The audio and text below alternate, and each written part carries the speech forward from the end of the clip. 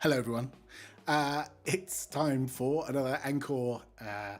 What do we call this? Open source gardening live stream, where I sit with my colleagues, who you'll see either side of me, who work on all the open source tools at Anchor, such as Syft and Grype that you can see on the screen below us, and a whole bunch of other things. And we spend this hour going through some issues, having some discussions, and answering questions. So feel free to post questions in the chat. If you're watching this afterwards, there's usually a summary, which I'll show you in just a moment, so you can skip to the right parts of the show. Do we call this a show? Stream. Let's call it a stream. I think stream is probably the right word. Feel free to ask any questions in the chat. And if, like I say, if you're watching afterwards, you can ask questions on Discourse. Hello everyone, who have we got? We've got Alex, Will, Keith and Chris. I figured out how to tell Zoom to show all your names and leave it on the screen. So I thought I'd leave it on the screen all the time now, because it helps me, because my silly brain can't remember everyone's names. So I just wanted to mention a couple of things. Actually, I wanted to mention something that just popped up. I just got a nice email and I had to show you this before we get into anything else. This is really nice. It's not often I say this is really nice about Reddit, but I saw this this thread in Golang, our Golang, and someone's asking, I'm looking for some open source projects to interact with and contribute to. And this wonderful person here has built a website where you can find out what open source projects you could contribute to. That's wonderful. I love that. And also, by the way, you know, name drops Syft and Grype as great places to contribute to. So, hey, well done, chaps, for making this a great place to contribute to open source. Good work. So yeah, we're Anchor. These guys are the open source developers, and you'll find everything over on our GitHub repository, github.com/Anchor. We have some things listed here to discuss. I will click on this link, and I think there's a few things tagged. I think we did that one last week, didn't we? The Grype and Grype DB. I think this one's relatively new, isn't it? It's only 3 days old. Is that one you want to tackle, Alex? Yeah. That one and the one below it are two good candidates. So for this one, this one came in as an issue saying, like, "Hey, I'm scanning a system, the CI system with lots of stuff on it." And so we found out by the end of the thread that it was actually they're getting 1.5 million packages from a scan, so it's fairly large, but they're running out of memory, and so they want to be able to stream results directly to disk as opposed to like accumulating them all in memory, which leads to this LLM. So we kind of went back and forth a little bit. I mean, like one of the ideas is like to be able to stream to SQLite. But there's like kind of two levels to this. It's not just important just to be able to write out to SQLite. We want to be able to do it while the catalogers are discovering stuff, and to be able to work out of that SQLite database. And then eventually, when we read from it, we don't read all the packages back into memory again to format the SFOM. We would want to be able to read them and stream it to the right format on disk, like say SPX JSON, CycloneX JSON, something. And so there's kind of like two challenges there. So that's what this one's about. But the needs discussion part of this, and like Will, feel free to add on addendums onto this, but like the needs discussions part of this is kind of like, well, how would we tackle? Well, A, do we believe in this? B, how would we tackle both sides of that, which is like, you know, streaming results mid-cataloging to disk, and then B, I guess that second thing that we would do is, which is like, well, then once we have all the catalog results, stream it to some final in many formats that were requested with -O's from the CLI. So anyway, that's my summary. I don't know if Will, you had anything else to add to that one. No, I just think this is like, it's an interesting approach that they suggested to sort of to stream things to disk, because like we can always try to make Syft more efficient, right? And we've had some good luck with making Syft more efficient, but we'll do something like reduce the memory Syft needs for a given scan by 20%. That would be like a huge win, but then, okay, well, 1.5 million packages is not going to fit. Like we reduce it by 20%. Okay, so it's 1.25 million packages. Still not going to fit in RAM on a laptop, right? So it's I don't know. I think it'd be really cool. It'd be a lot of work to get this into Syft. And it might break some interfaces that are exported today. So it seems like it's probably a Syft 2.0 concern, but I think it would be really interesting. One of the concerns we had is formatters we don't use or we don't own, like the like I think we use a library to write SPDX to disk, and it just expects a structure that is the whole SBOM to write to disk. And so there's some interesting things on like the serializer end. And then there's a question of like, what does the intermediate state look like? Do we write a SQLite database? Do we write some kind of like, I don't know, write a head log of like, package evidence at file path and like a blob, and just everybody's appending to this text file, and then we go back after and try to clean it up. It's an interesting idea. So yeah, I got sort of excited about the idea of trying to write like a backing SQLite database as we go. So like every catalog or every time it finds a package, it has like a handle to this central thing and just sends a message that's like, hey, I found a package, and then the central thing like writes it. So there's like a package sync. Everything takes like a package writer instead of returning a slice of packages. Might be a cool architecture change. It might enable a lot of performance enhancements where we have a lot of hard drive space and not a lot of memory. And his point that like having a big hard drive is cheaper than having a lot of RAM is a very good one. So yeah, but sorry, I don't know if I repeated too much of what you said, Alex, but those were my thoughts on it.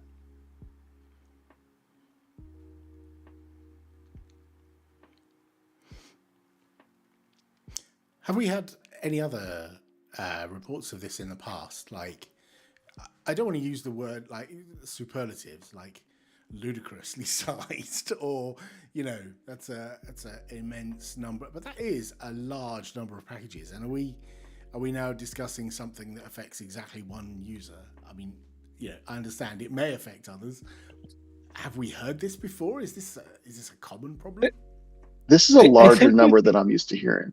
But for instance, like the GitHub runners, like they make SBOMs for every release, and they use Syft for that. And so they contacted us initially saying, "Hey, like it's taking a long time to do these scans. They're running on a VM. They're running against root."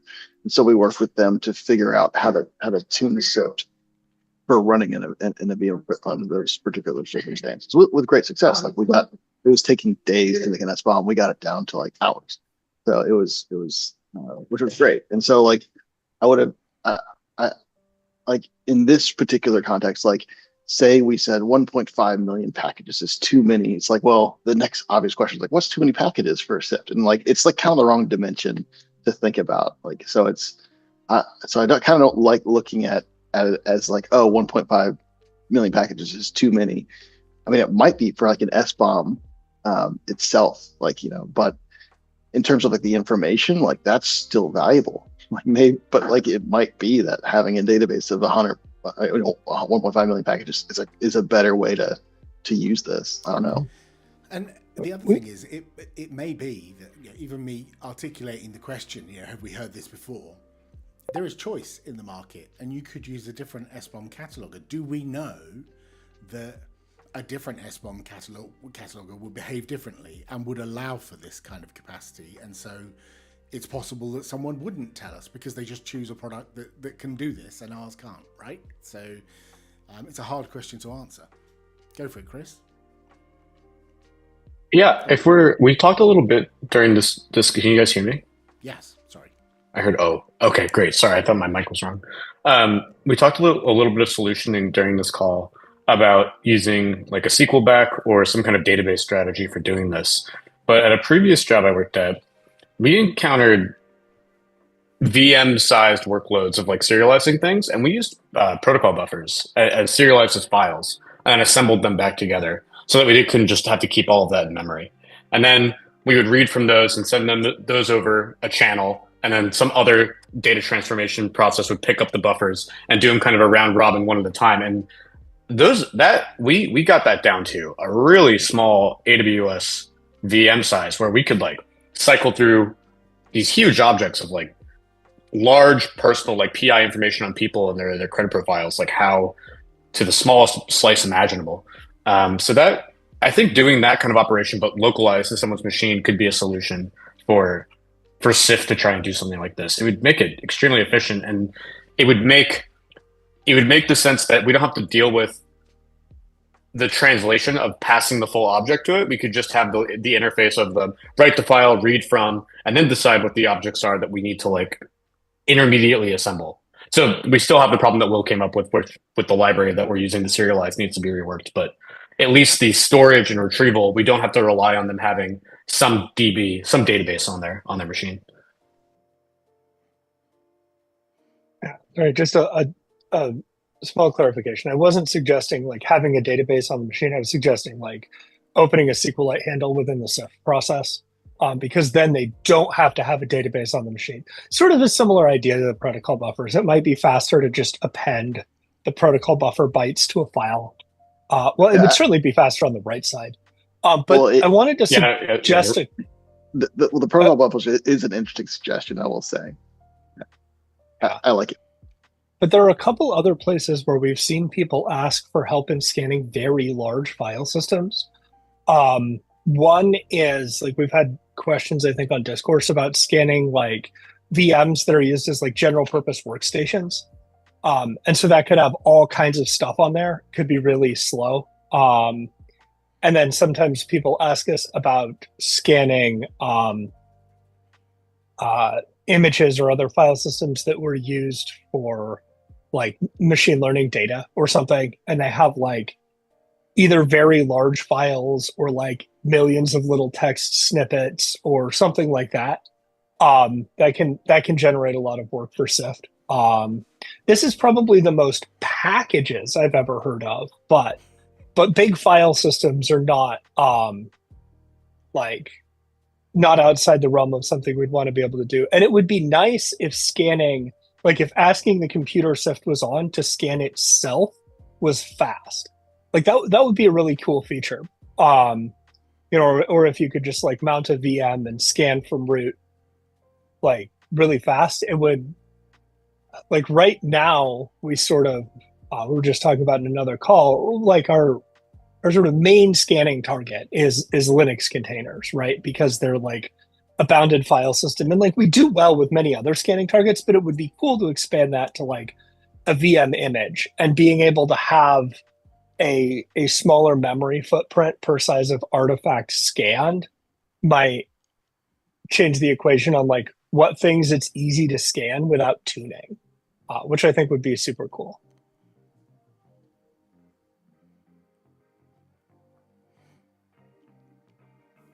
Alex, I think you're muted. Sorry, I keep doing that. It's like the third time so far. Yeah, so we've been like double clicking on the backing store during the cataloging process. And I like all that. I'm also interested on the other side, which is like, okay, now the catalogers return something. But today, they're returning slices of packages, slices of relationships. And we know or what we think for Syft 2.0, we want to change this such that like catalogers receive writers. So like you can write like a package, write a relationship to an object, and the object will handle it in whatever way. And that acts as a nice facade for like these kinds of different capabilities. So whether that be like the SBOM is, a V2.0 of the SBOM object ends up being that, or if it's like a totally different object that's a writer that, so I'll say hand wave at that one for a second. But what are folks' thoughts on like the data path from the catalogers all the way back up to the top level of Syft and then back down to the formatters? Like, anybody have any like guesses, senses, or uh, about approaches there. Because today it's just data, and like we know the current approach is not even compatible with what we're talking about here. So it'd have to be a big breaking change. So does anybody have any ways that like, ooh, maybe this away?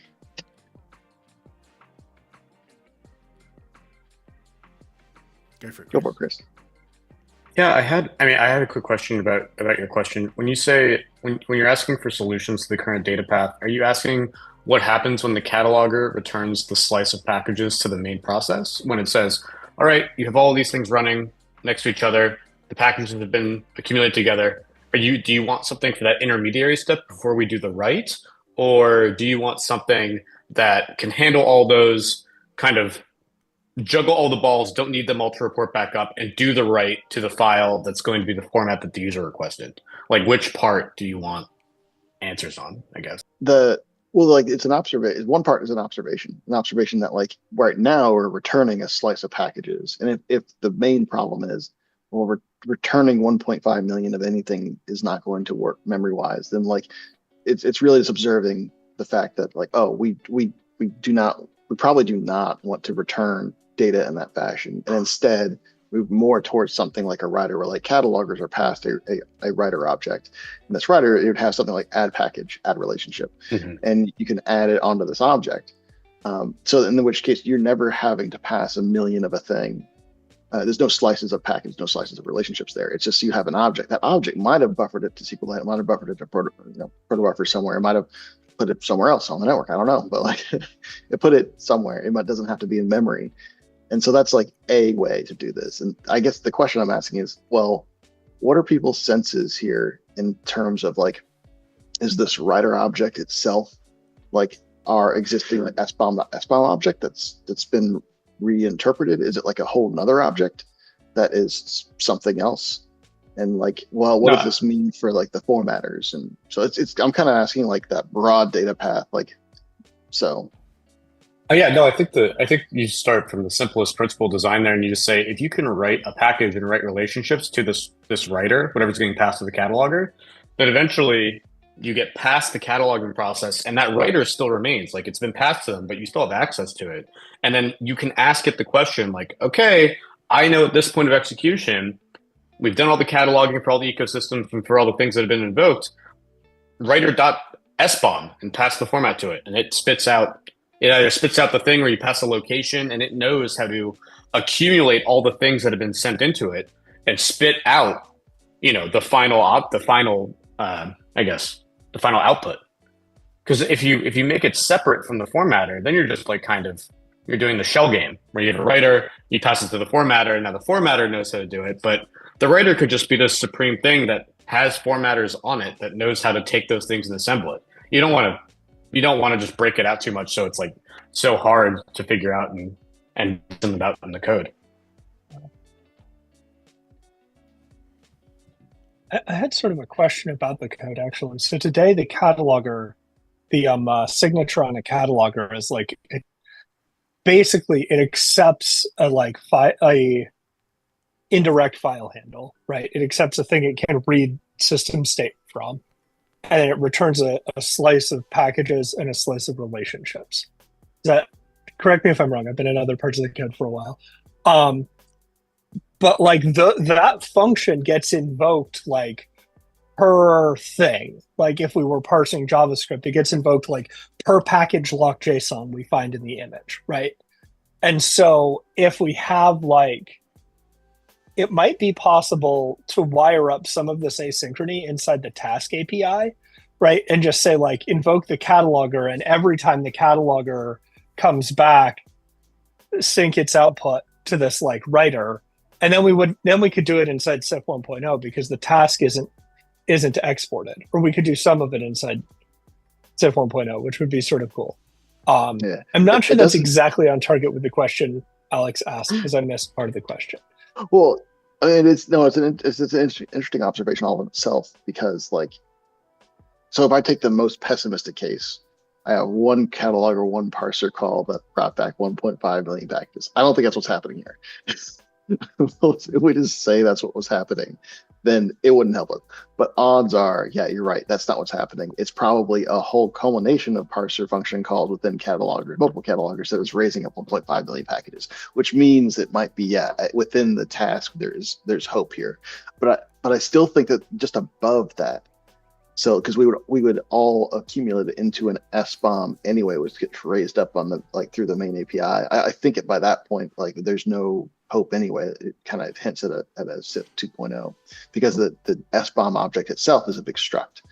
It's just a slice of packages and slice of relationships and maps of coordinates to stuff like digest and whatever. So I think by the time we get to having to make an SBOM object, we would have needed to have made a breaking change anyway. But you're right, within the task, you're right. There's hope to put the intermediate result to disk. But then once we fan back in, don't know what to do. I wonder if we could put, I still wonder if we could do a -o SQLite where putting the intermediate result to disk via a SQLite adapter and then just end. Never allocate the main SBOM at the end. Just be okay, we wrote a table of packages and relationships and locations, and you can go query it if you want. That is the output. That would fit in the Syft 1.0. It would be weird to have an output format. We might have to do some goofy wiring to tell Syft to do that. But it might be interesting. And then we could add a separate subcommand or a separate binary or something that can stream that database into an SBOM. We could make Syft convert, accept one of those SQLites, and wire it through differently. If we really wanted to shoehorn this into 1.x, then we could try it. Is all I'm saying. I'm not sure I'm advocating for this. I'm just really excited about it. Let's go for it. Let's just force it in. I think I'm advocating against it because I'm thinking about the things that happen after package cataloging. We have this SBOM writer object where you can access the raw SBOM under the hood and do things with it. And all that code would not function and not be able to work with that. But you're right, from just the cataloger's perspective, we could just end and call it a day. But it's the things that have to that create the evident by relationships, by finding file ownerships, that find the file ownership by doing or figure out binaries versus RPMs, if there should be relationships, all that extra value add stuff on top of just cataloging would kind of not be compatible with that approach because they require the SBOM struct. So it makes me feel like Syft 2.0 is the right spot for it. Yeah, that makes a lot of sense. So, I mean, we're not maybe popping off the stack so much, unless anybody really wants to bring forward a thought, a comment, a question. I mean, we could call this discussion hit a pause and maybe say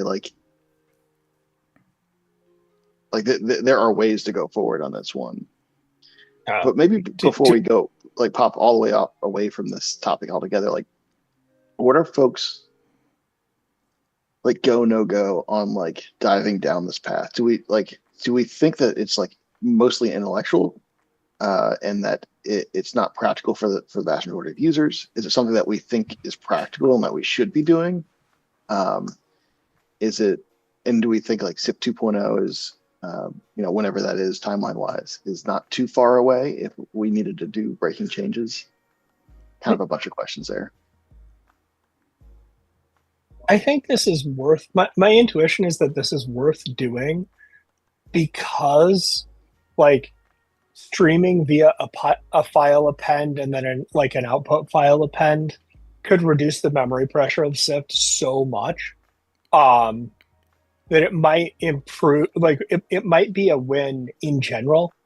And it would certainly sort of raise the ceiling. If today you need this many gigabytes of RAM to scan an image of this many gigabytes in files, it would just move that a lot. It would change the ratio a lot, potentially. I think it's worth doing for that reason. I think you've convinced me it has to wait for 2.0. I think that the thing that would be hard is, like you said, the post-processing, right? That's the thing we'd have to sort of think carefully through to know whether we can do it at all. Is let's say I want to have a business rule the binary cataloger and the RPM cataloger both found curl at the same path. okay, somebody did yum install curl. I'm not going to list the binary package in the output because it's redundant.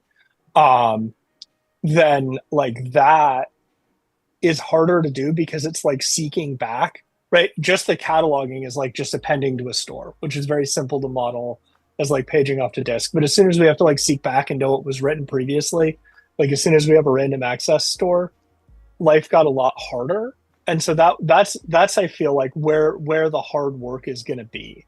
I think I forgot your last question, but I also talked a lot. Can I throw a question in as well? A thought. I can't raise my hand. There's no button in Zoom for me to raise my hand. I'm sorry, so I'll just like. Do we know? Like, I mean, I don't think other than speculation so far we've done any like analysis on where precisely that 14 gig of RAM is coming from, and so we don't know if that 1.5 million packages is 1 million that are perfectly fine and 500,000 that are bloating this thing up to like from a different type, like a whole load of Python stuff perfectly fine, a whole load of Java stuff not so fine. I don't know that we can confidently say this is a big problem that we have to solve system wide, or whether it could be a certain package type blows up when it gets to a certain size, or OS ones, or I don't know. I think we use the same like Go structure with little variations for every package type. So I understood this to mean Syft found 1.5 million packages, which means at some point Syft allocated an array of 1.5 million of those structs, which is probably where you start to see a lot of memory pressure. But like, I agree. And we have asked in here for like, can he attach a memory profile if he does it again? Because like, yes, that's a very good point. But I think we can, it is safe to assume that because the SBOM is allocated as like a big array of package structs and then a big array of relationship structs, and like those are in memory at once, that there's like a sort of memory minimum. Like the whole SBOM in its like Syft in memory object form ends up allocated at the same time in the current execution. And that's just, so that's a fact. But you're right, there could still be more profiling done. Did I answer your question? Yeah, I guess that's it. That's there's some investigation in like the bare minimum of like even once we get some information from them. But equally, I don't know. I just feel like, do we know like where the limits are? And like you said, it may be that it absolutely doesn't matter which type of package it is. Like, I just wonder, is there a code path we're going down that consumes more RAM than you would normally expect under normal expected circumstances? I don't know. Yeah, guess is as good as mine until it posts that profile.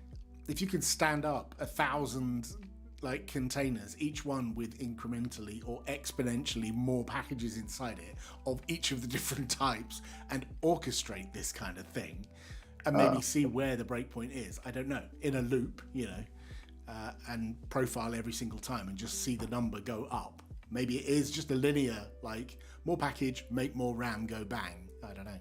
It's going to be two things. It's very close to Will's answer. It's the size of the package struct and the size of the metadata struct that is on that package, which varies for different types. All of them are bounded. So the model, you could do it in Excel. So I think if you were to do the actual experiment and then have the little Excel model, they would match, and they would be semi-linear based off of those two inputs. And like if all the package types are homogeneous for that image. So go, Chris.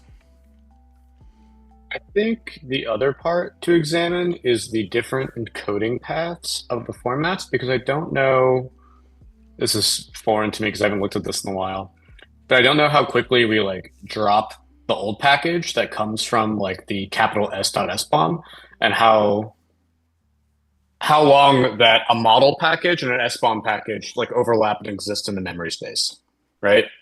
So like when you do the encoding, you're ripping and copying all the data from this internal SBOM package and building whatever the model package for the different format is. And that's another kind of like hot spot for pressure, where if that last one isn't dropped off the face of the earth and the new one is carried for kind of if it's a copy of the value and not the actual direct value itself, then there might be some buildup there, which I haven't looked at. Yeah, I mean, you're right. That is definitely happening. It's actually happening even before formatting, where when we create relationships, someone correct me if I'm wrong on this one, but when we create relationships, I believe we're using it with copies of packages. We are. And like, yeah, so like that would be a something that we could do better here. So we're like, leverage the heap a lot more, but at the same time, like if a package had 1,000 relationships, we would always be using references to those packages, which should help a lot here. And also, Keith, it sounded like you were going to say something earlier too. I didn't want to. I mean, I was just going to mention, like, do we even know that it's packages that's causing like the majority of the memory usage here? I mean, there are other things that I know are fairly heavy memory users, and especially like indexing the file system. And so back to one of the things Will said, like, oh, maybe if it's large files, that doesn't actually use a lot there. If it's lots of small files, it probably does. Like, so the profiling is like kind of crucial to have some of those answers though. Yeah, I agree. Like we're recursing into zip files or something silly like that, right? Sometimes. I mean, like jars will recurse into. But we do like write those temporarily to temp directory. So I mean, there's some stuff that gets offloaded to disk, even though we're doing work. But obviously, there's a bunch of stuff that stays in memory. Yeah. But yeah, but I agree with the file indexing aspect too. I linked like 233 in Stereoscope to this one, which is talking about like the memory pressures in Stereoscope due to like the file that's primarily like the file tree like node copy. It's at like the very top of this, and there's a actually this is one I have like some PRs open there, and I just haven't gone and like got them in, so I should probably go do that. But it's not gonna. I've already profiled like the difference there, and it will help. It'll help by like a notable margin, but it's not going to like solve the somebody who has this many things in their SBOM, I don't think. So I was not going to claim that, hey, if I get this in, it's going to solve your problem. I don't think it's going to be that simple. There are limits. So, right. Yeah. Feels like this needs a performance label on it if you've got one on the No, go for it. I think it's there. And yeah, bug? Definitely. It's not really a bug. I feel like it's a bug. Like, yeah. We're talking about doing it. I mean, you can throw it on there. I'm not too opinionated. I just nothing's technically broken. I'm slightly. Yeah, you just need a larger machine. That I feel like Syft gets a medal for making a 1.5 million package SBOM eventually is the label this needs, not bug. Yes. But I think so I think it's more of a performance enhancement. Like Syft works for the majority of workloads that are thrown at it. So it's more of a performance enhancement than a bug. Okay. Also, since technically correct is the best kind of correct, the Java metadata on packages is technically unbounded because you can have arbitrarily many extra manifest properties on a Java package, and we just have all of those things. I stand corrected. That's okay. So, pseudo-linear. It feels like there could be a little summary down here that says, we've had a think about this, and here was our discussion link, and could try this, could try that. I think we need more data is probably one part of the answer, and some more investigation. Yeah, I think another thing we've pretty much decided is, I don't know how this affects the timing, and I don't know, maybe we shouldn't mention it yet, but it would be a breaking change, because of the library compatibility in Syft, there's not really a good way to stream the SBOM to disk in an intermediate format without breaking stuff we said we wouldn't break in Syft 1.x. So that's I think an important bullet in the summary. Can someone take that Well, as a thing to type a few. Oh, you doing that, Alex? Yeah, I'll do that. Perfect. Thank you we're so also much. kind of selling ourselves short. I think this is a cool thing to hang our 2.0 hat on. Right. Like when 2.0 comes out, it's like the headline or the sub headline right below whatever the other big thing we do is that Syft now streams S-bombs and does not just like keep it all in its head. Like that's an impressive move from 1 to 2, right? That's crazy. And I was thinking about what you're saying, Chris, going ahead and making a Syft 2.0 milestone and put this be the first thing under there because That's not a bad idea. I Something to think we aim all just for. kind of head nod. Yeah, exactly. We head nodded to it, and like we'd be able to, plan for that verbiage later. Yeah, I mean Nice. that's Alan's blog post right there. Hey, I can't take credit. One of you guys will have to write it. I'm not going to put my name on that. Right, next.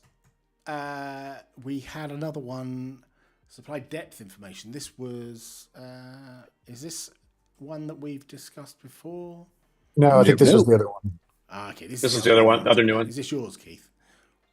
I think Alex had some more context to kind of bring up here, but the gist, just to kind of summarize what this issue is about, the gist is that the NTIA minimum requirements have something about known unknowns in there, and one of the things is dependency graph completeness.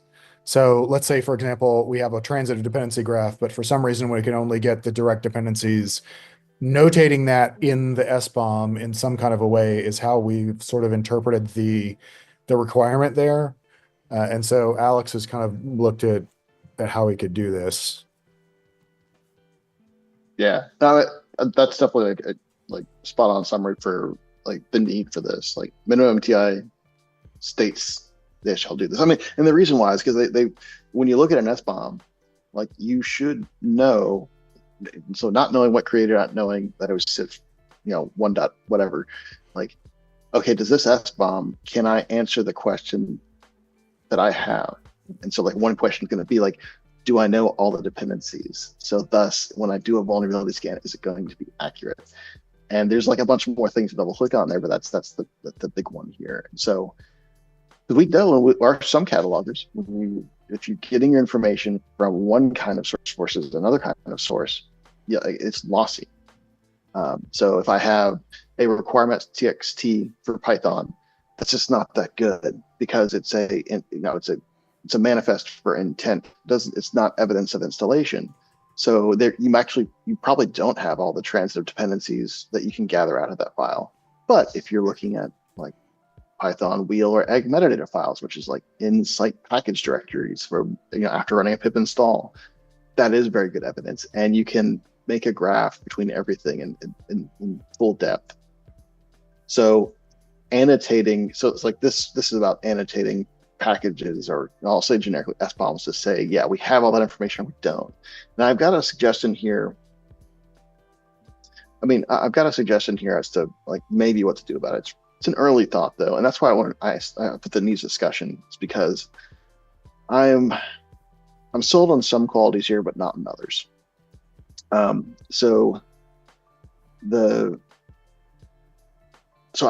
think so. Keith, you had written up originally like this is probably a per package indication. So I head on to that. I agree with that.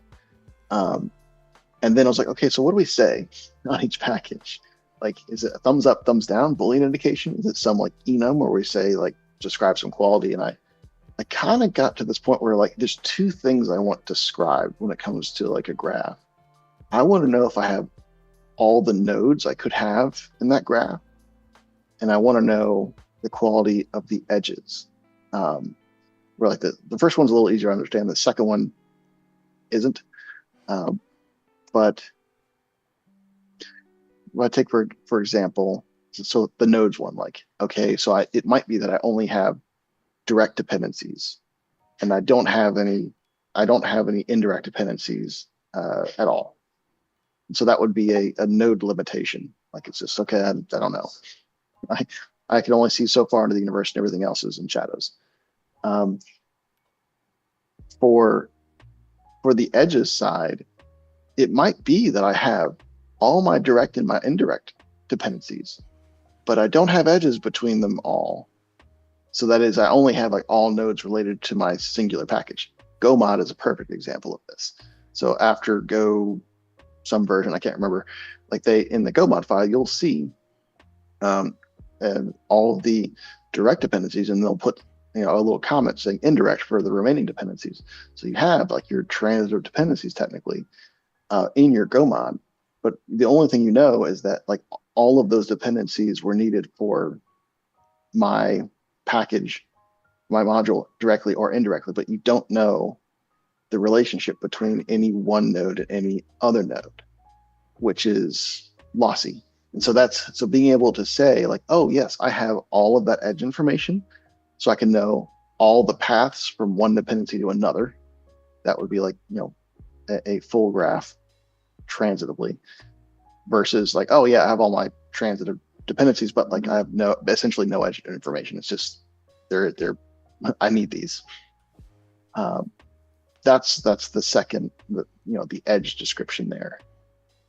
And so I started with putting out these two fields with the possible values here.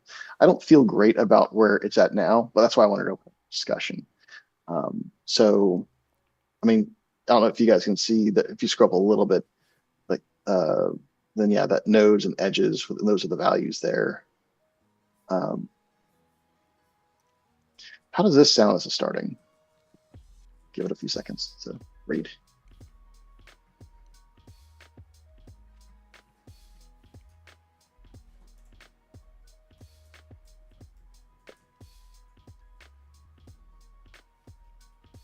My initial thought is that there seems to be like possibly some overlap, like the direct only and flat to me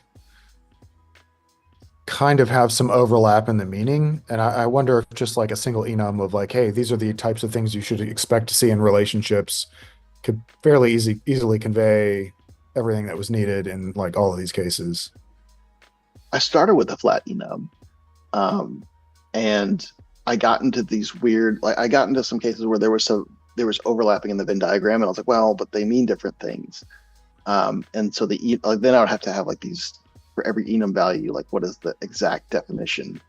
And so instead of having these bespoke strings for what each like graph topology meant, I kind of was like, well, what are the things that make up the graph? Nodes and edges. Like I want to describe the nodes, I want to describe the edges, but they still technically are bespoke string enums, but they're like much more constrained. But yeah, I agree. I think you can make it a single enum, but then it ends up being like still a little odd. So an example would be, I think GoMod is kind of odd because like you would say, I have all my nodes, but it's flat. And so would I make a single enum that's like all dash flat? Like, you can't say like fully transitive. I don't know. This is where like transitive is a bit of it's not a good phrase here, because I technically have all of my transitive dependencies. That is all my direct and indirect dependencies, but I don't have the relationships to know all the paths to every indirect dependency. To say that I have like a full, like to say I have transitive dependencies is like not accurate enough. So I was like, well, what do I put in that enum to communicate that flatness? And I was like, flat transitive dependencies. Like so then I started just saying, look, what if I just describe them as separate?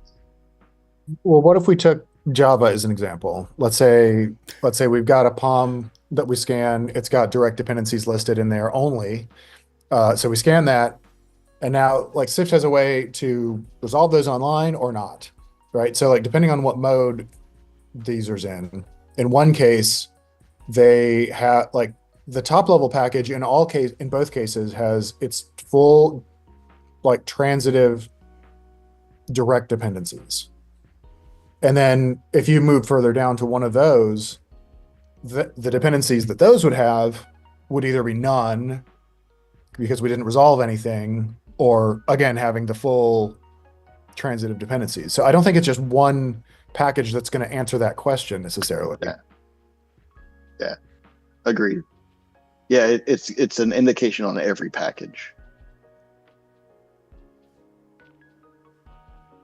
Yeah, And so I think to me, it becomes like either you have all of your transitive dependencies, or you have all of your flat dependencies, or you have none. And I don't really see a whole lot of other things. okay, I see what you're saying. So it's you would never be able to look at any one package and understand the graph, but you're saying if I look, like, knowing that, you would have to look at every package in like the subset of the graph and look at that enum and say, like, does everybody say, well, okay, so I think the value, like, the answer would be, if I have my direct dependencies, I'd say direct. If I have a mix of like direct and indirect, I kind of don't know what to put, like the Go mod case. But like for Java, I think it's like the direct. But if all of my children have their direct dependencies, then I have a fully connected transitive dependency graph, which is good. But like your point you're making is like, well, there's no one node you're going to be able to look at anyway to determine that. You would have to look at like the subset of the graph that you were interested in and like say, yep, all of them say direct dependencies are there. I think is what you're saying, right? Yeah, exactly. Or you have the situation where you have these flattened files and you can't determine the transitiveness of the things, and so like we don't have, the relationships between those nodes. Then then that's like the flat type or whatever, like flattened transitive dependencies, or you have nothing because we didn't surface any kind of dependencies for whatever reason. And I'm having a hard time understanding any other values for like an enum, if there were to be an enum to do it.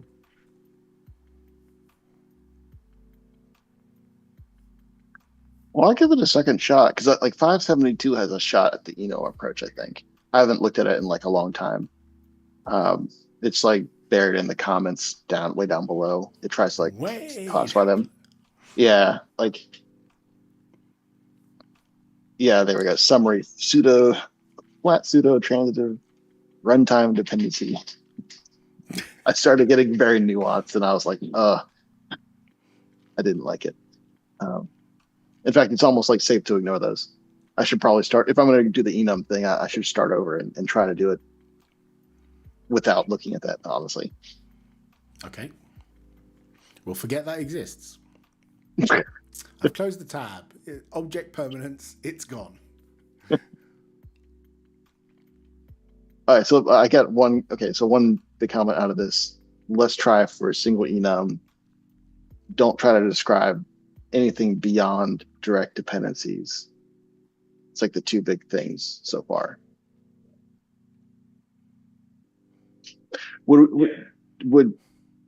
Does anybody think that there's a better spot in the SBOM to make these kinds of declarations beyond just on the package? Just to put it out there. I couldn't come to an answer there. If we had more, go ahead, Chris.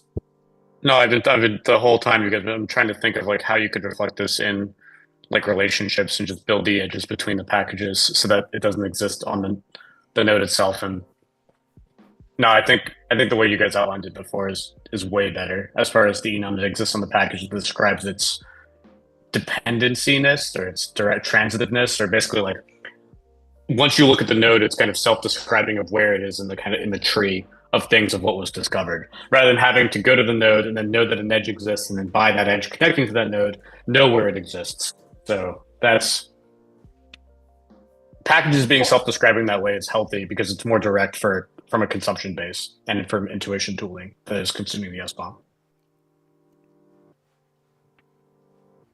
I think I agree with everything you just said, and the only other thing I would say is like generally speaking, a package cataloger kind of sort of has the same behavior, but like even there, it doesn't necessarily, depending on configuration, let's say, or something it determines for whatever reason I can't go and look things up or didn't read a file or whatever the thing is. So like one particular package doesn't have stuff that that generally they do. I mean, the only way to indicate that then is like overriding it on a package, and then that's just like way too complicated. Yeah. I'll throw a wrench in as an example. Like, what if we're talking about like cross ecosystem relationships here? So like we're very used to thinking about dependencies being like, this Python package wants this Python package, which wants this Python package. And so it's all homogeneous. Like, what if we're talking about like I've got this Python package that wants this RPM that needs this binary?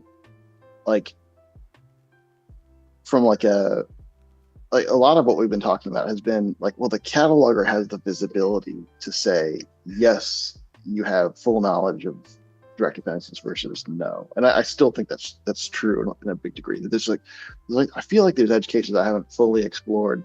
That's when you have these mixed ecosystem like chains of things in the graph. Like if I had a node that was like say a Java node and we had said yes, we have all direct dependencies declared, and then I find out, oh, this is actually needs an RPM, not something downstream of the cataloger adds this relationship. Like, would I want to change the indication on the package to say like, well, but the RPM didn't have all the dependencies for whatever reason, so therefore this is a no? Like, or do I indicate that like, well, for Java, the answer is I have all direct only. For RPM, the answer is I don't know. Like, I haven't fully explored this, but I don't know if anything jumps out to folks here as being. Well, maybe a different example. So let's say, for argument's sake, we've got a Java project, just like you said, and we've got a JavaScript project that's embedded somewhere, right? Like it uses jQuery, and for whatever reason, we're surfacing those things, and they're different, different catalogers that are surfacing those things. I mean, to me, if the Java project has a dependency on this thing, and it has a relationship to it, and it has all of the relationships, then it's one thing that it does, and regardless of the other package, right? Regardless as to what happens there. So I don't think that like anything would ever declare that it's guaranteed to have all transitive dependencies. I think the only thing you could say is like this has a list of flat dependencies that are told to me. Well, yeah, and there's like three variants there. It's like it's unknown, it's known to be 0, I only have direct, or I have a mixture of direct and indirect, and I can't tell you which is which. I feel like that's like the 4 flavors there. But yeah, or just to throw yet another wrench in it, the Go mod file, you could potentially say, I can tell you my direct dependencies, and I can tell you all of my dependencies, right? I just can't give you any further information about like the actual graph. So you could separate those potentially into like transitive dependency of somehow for some of the things, and then the direct dependencies for those things. And then that would be, like you said, another kind of flavor of something. This actually, I brought this up as a con for my current approach on that comment, because it's like what you just said, like we technically have the information to partition direct and indirect. That's valuable, but there's nowhere to put that info. Like right now, like there is no spot to say like this particular edge is direct, this particular edge is indirect. And we, in 572, we kind of decided to kick those kinds of, like this didn't come up, and direct versus indirect did not come up as an example in 572, but qualifying edges in 572 came up, and like we kind of decided to kick that can a little bit. But this kind of goes back into that same story, which is like, well, I want to qualify the edge to say like this edge is a direct dependency, this edge is an indirect dependency. That's the only way I know how to do it, is put it on the edge as opposed to the node. Right. And then we have like, that's hard too, because if we have deep dependencies, right? Like if I have package A installs package B and package B installs package C, then the relationship from C to B is direct, and the relationship from B to A is direct. What's indirect is the relationship from C to A. And so that it almost feels like the interesting thing to flag is I don't know whether this is direct or not, right? Like this came from a requirements TXT, or this was baked into a Go binary, and I can't tell you why. I can just tell you that it's there. And that's almost the easier case. Yeah. The harder case is that when you can partition them, but you don't know the edges between like directs and indirects. I mean, we could just add a different type, right, for like transitive dependency that's not a direct dependency, right? And then like we could do that thing for the Go mod, and that like would solve that problem for the Go mod. And I think actually that would kind of solve the problem for like even having to flag those things as enums, because we would say we found this, this partial stuff, and we found this transit, or like this direct stuff, and we found this transitive stuff. And so like you've got both of the things here, so that's like, that's your answer. But I mean, certainly like it would be good to, and I think part of that like NTIA is like flagging those things is like, hey, we're not giving you information because we couldn't figure, like that for sure is like one thing that like having zero relationships, we couldn't infer that. Yeah. I mean, even if we had, okay, gotcha. Sorry. Like a user could not look at an SBOM and infer we couldn't find it because there are no edges. Like we have to have this declaration on the package. Agreed. You'll note the clock has turned red, which I would like to say was automatic, but wasn't. I just edited it in OBS just now to indicate that we're close to the end, and you guys are slowing down. So am I. So I think we're probably at the end of that topic, and there's more for you to come up with, think about, I guess, write up, ruminate. Yeah, I mean, it was good. I mean, I'll collect some of the thoughts that we chatted about here, because I think it's definitely nudged it into a different direction, which is good. That's what I wasn't certain. I really was not thinking that what I had suggested here was the final thing, and I think we're getting closer to the final thing. So thank you. So that's it for today, I think. I think we're not going to spark the bug roulette. Well, I mean, there's a minute. I have a really easy one that I would really love to just send it. It's. I thought you were going to say something about Syft profiling. It's like, uh-oh. No, it's this. Can we close these? Like these hash mismatches from 2 years ago. Can we just like close it? Another one there. Yeah, I mean they're done. This was a homebrew issue with Go Releaser. It's been patched over. We can close all these. Yeah. Boom. Thank you. I mean, wait, we could have done a 30-minute discussion. Can you throw changelog ignore on it? Nice. That's on homebrew Syft anyways. Never mind. Oh, nice. Okay. Yeah, I just saw them in the little bug roulette, and I thought, they're gone. They're gone. Right. Thank you, everyone, and we won't be around next week. But for operational security reasons, I'm not going to tell you where we are. So we just won't be doing a live stream next week. And we'll see you in 2 weeks, I suspect. As always, you'll find us on GitHub in all of these repositories all over here. And you'll also find us on Discord. So ask any questions you like there. Hope everyone has a good couple of weeks. We'll see you soon. And thanks, everyone. It's been interesting, as always. Take care. Have a good day. See you all later. Cheerio, everyone. Cheers. Ta-da.